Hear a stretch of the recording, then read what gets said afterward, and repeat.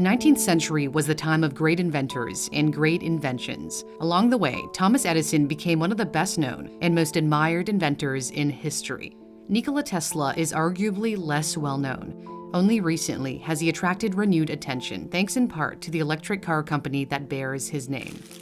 In 1884, when Tesla was 28 years old, he sailed for New York with only 4 cents in his pocket. His money and some of his luggage were stolen on the way over. Like other immigrants, Tesla came to America for work. He had been hired as an engineer at Edison Machine Works in Manhattan. Tesla admired Edison, recalling, "One of the great events in my life was my first meeting with Edison. This wonderful man, who had received no scientific training, yet had accomplished so much, filled me with amazement." Edison was also impressed with the young engineer, remarking to an assistant, "This is a damn good man." It didn't take long, however, for things to turn sour, as the two men disagreed over how electricity should be delivered to the masses. In 1879, Edison created the first practical incandescent light bulb and then built a system to carry electricity so people could use his new invention. He opened up his first power plant in New York in 1882, supported by his direct current electrical system, also known as DC. A network of underground cables would carry electricity from a generator to homes and businesses. But his DC generators kept failing, so he hired the young Serbian engineer to improve them. Tesla saw the weaknesses of direct current, which travels through a power line in one direction at a constant voltage. But there's a critical flaw. It can only go up to a mile before losing power. Tesla felt he had come up with a better solution: alternating current. AC periodically changes direction and can also vary its voltage. The crucial advantage is that it can travel hundreds of miles without losing power. Yet when Tesla tried to convince Edison of the advantages of AC, his boss wasn't having any of it. Edison didn't want to lose the royalties he earned from his DC patents. Tesla claimed Edison promised him $50,000 if he could improve on his DC generators, and when he did, Edison refused to pay up and is said to have responded, "Tesla, you don't understand our American humor." So Tesla quit after just a few months on the job, writing in his diary, "Goodbye to the Edison Machine Works." Tesla set out on his own, hoping to find investors interested in his concept for an AC motor, which he had patented. Yet he struggled. Alternating current was a totally new technology, not something anyone had ever seen before. He even briefly had to resort to digging ditches just to survive. But there was one person who took a chance on him. Entrepreneur George Westinghouse saw the potential of AC. He believed AC was the missing link in long-distance power transmission, so he purchased Tesla's AC patents for $60,000 and offered Tesla stock and royalties of $2.50 for each horsepower of electricity sold. All of this is worth millions today. Edison tried to do everything he could to discredit Tesla's AC system so that DC would be the preferred choice to power homes. He found an ally in J.P. Morgan, at the time the most powerful banker in America. This would lead to the birth of General Electric. The battle against Tesla and Westinghouse is now known as the War of the Currents. And in many ways, it was a propaganda war launched by Edison to try to convince the public that AC was dangerous. He zeroed in on the fact that alternating current operated at much higher voltages than direct current. When the state of New York commissioned an electricity salesman named Harold Brown to build the electric chair, Edison paid him behind the scenes to use his rival's AC generators secured through a second-hand dealer. Brown also used AC to electrocute dogs at Edison's laboratory in New Jersey, which Edison recalled in articles he published, writing, "I have myself seen a large, healthy dog killed instantly by the alternating current." Other animals were not immune to his schemes. Edison's company electrocuted a circus elephant named Topsy using AC and produced a film about it. His anti-AC crusade may or may not have also come from a genuine concern about safety.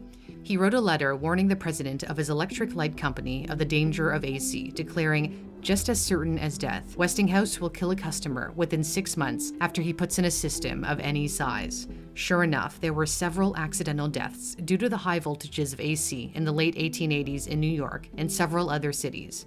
In one incident, telegraph lineman John Feekes's body was left hanging in tangled wires in front of a horrified crowd. His death led to laws to move AC lines underground in New York City. Tesla felt that the only way to show AC was safe was to demonstrate it on himself. In a dramatic display at Columbia University, he grasped a brass ball in each hand and touched the terminals of a high-voltage, high-frequency transformer now known as a Tesla coil. 250,000 volts raced across the surface of his body. A newspaper reported that he was surrounded by tongues of electric flame, and his strategy apparently worked. In 1893, Tesla and Westinghouse scored a big win when they beat out Edison to light up the Chicago World Fair using alternating current, the first all-electric fair in history. 3 years later, they lit up the city of Buffalo using AC motors powered by the waters of Niagara Falls. This was Tesla's childhood dream. As a kid, he saw an image of the falls and told his uncle that one day he'd go to America and capture the energy of Niagara. The first hydroelectric power plant at Niagara Falls would mark the beginning of the electrification of the world. When he gave a speech at the opening ceremony, Tesla said, "It is a monument worthy of our scientific age. It signifies the subjugation of natural forces to the service of man, the discontinuance of barbarous methods, the relieving of millions from want and suffering." Today, almost every home in the world is powered by AC, whereas DC powers smaller items, anything that uses batteries, from your electric toothbrush to the clock on the wall. Despite the success of AC, Tesla never went on to the fame and fortune that Edison enjoyed. Because Edison was not only an inventor, he was a businessman, honing his craft at the age of 13, when he started selling candy, newspapers, and vegetables on trains, and turned an amazing profit of $50 a week in his day, about $1,600 today. Edison would likely have made a different choice when confronted with the challenging situation that Tesla faced next. The War of the Currents took a financial toll on Westinghouse, whose company racked up millions of dollars in debt. When Westinghouse begged Tesla to lower his royalty rate in order to save the company, Tesla did more than that. He tore up his contract, relinquishing his royalties altogether. It's estimated that Tesla willingly walked away from $12 million in royalties in his day, which today would be worth well over $300 million. Those royalties were so valuable that they would have accrued over time to turn Tesla into the world's first billionaire. In return for this act of incredible compassion, Westinghouse paid him a lump sum of $216,000 for the right to use his AC patents forever, which is roughly $5 million today. Tesla's decision would hurt him dearly because he ended up short of cash to fund his other grand ideas.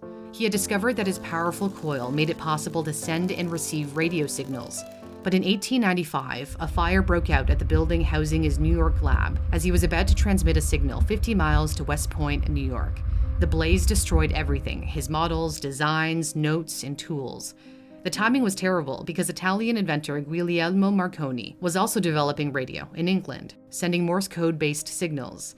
Tesla still managed to beat Marconi to the punch by filing American patents for the radio first in 1897. When Marconi tried to do the same a few years later, the US Patent Office turned him down because his were too similar to Tesla's. Repeated applications were also rejected. But Marconi did attract the attention of none other than Edison, who invested in him and became a consulting engineer at Marconi's company. The Italian's greatest achievement came in 1901, when he received the first radio signal sent across the Atlantic from a transmitter in southwest England to St. John's, Newfoundland in eastern Canada. This won Marconi international fame, and he had to use Tesla's patents to achieve it.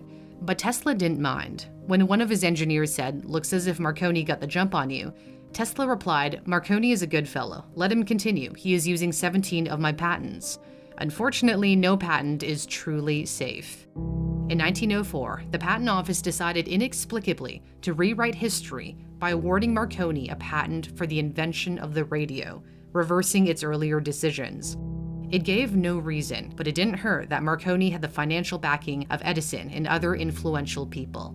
In 1909, Marconi won the Nobel Prize in Physics for the invention of the radio. Tesla was furious and sued the Marconi company for infringement. The radio incident led Tesla to lose business opportunities. For example, Tesla had a grand vision for wireless electricity. His proposal initially caught the attention of J.P. Morgan, who put up $150,000 to build a giant transmission tower in 1901. Tesla believed the 187-foot, 57-meter-tall Wardenclyffe Tower in Long Island, New York was the start of a system that could deliver electricity without wires around the globe, and anyone with the right equipment could tap into it. He imagined a scenario where it will be possible for a businessman in New York to dictate instructions and have them instantly appear in type at his office in London or elsewhere. It was incredibly prescient to envision telecommunications infrastructure much like today's internet more than a century ago. But Tesla's vision would never bear fruit. Electricity can indeed be transmitted through the air, but it's impractical because of the amount of power needed to make it happen. So Tesla appealed to Morgan for more money. It was all for naught. Morgan was throwing money in the other direction, toward Marconi. Wardenclyffe Tower was never completed and would eventually be demolished, along with Tesla's vision. Tesla was devastated and had a breakdown, lamenting, "It is not a dream. It is a simple feat of scientific electrical engineering, only expensive, blind, faint-hearted, doubting world." Tesla began to withdraw from that world. He showed signs of obsessive-compulsive disorder, which compelled him to do things in threes, including living in a hotel room that was divisible by the number 3. He spent the last decade of his life living out of a hotel paid for by the Westinghouse Corporation, which kept him on as a consultant. He was broke and befriended pigeons. Edison, on the other hand, continued to reap immense rewards. Businesses and partnerships filled his life. By the time he died, in 1931, he patented a record 1,093 inventions. There was the light bulb, of course, but also the motion picture camera and the early record player, the phonograph. Today, he is considered one of the world's greatest inventors. It was only after Tesla's death that he got a modicum of justice for all that he had lost. When Tesla sued Marconi, the case dragged on in court for years. 6 months after his passing, in 1943, the U.S. Supreme Court ruled Marconi's radio patents were invalid and awarded the patents for the radio to Tesla. But it had a selfish reason for doing so. Marconi's company had sued the U.S. government for patent infringement during World War I. So to avoid the lawsuit altogether, the Supreme Court deemed Tesla the inventor of the radio. Today, at the site where Tesla's Wardenclyffe Tower once stood, is a science museum dedicated to the man whose dreams were not to be. The Tesla Science Center was made possible thanks to the financial support of thousands of Tesla fans, including Tesla CEO Elon Musk. Tesla's prediction of transmitting data without wires came true in the early 90s. The internet has changed our lives, yet at the same time, it's important to stay protected online. If you've been following me for a while, you know that I only endorse products that I personally use, which is why I'm really excited that today's video is sponsored by Private Internet Access. Private Internet Access hides my IP address so that my internet service provider can't see the websites I visit. Changing your IP address is a great way to convince anyone that you're in a different location than where you currently are. Besides the security aspect, a VPN is super handy to access content on YouTube or Netflix that's otherwise not available in your region. What I really like about Private Internet Access is that they don't log any data. This means they'll have no idea when I'm using the VPN, for how long, or even what sites I've been visiting. If you go to my link to support my channel, you'll get an 83% discount so that the price of complete digital privacy is just $2.08 a month. Plus, you'll get 2 extra months for free with a 30-day money-back guarantee. You can use the same subscription to protect up to 10 devices at the same time on any platform. Simply head to privateinternetaccess.com/newsthink to get the promotion. The link is in my description. I hope you enjoyed the video, and if you did, don't forget to give it a like. And if there's a story idea you'd like to see, feel free to leave a comment below. Thanks so much for watching. For Newsthink, I'm Cindy Palm.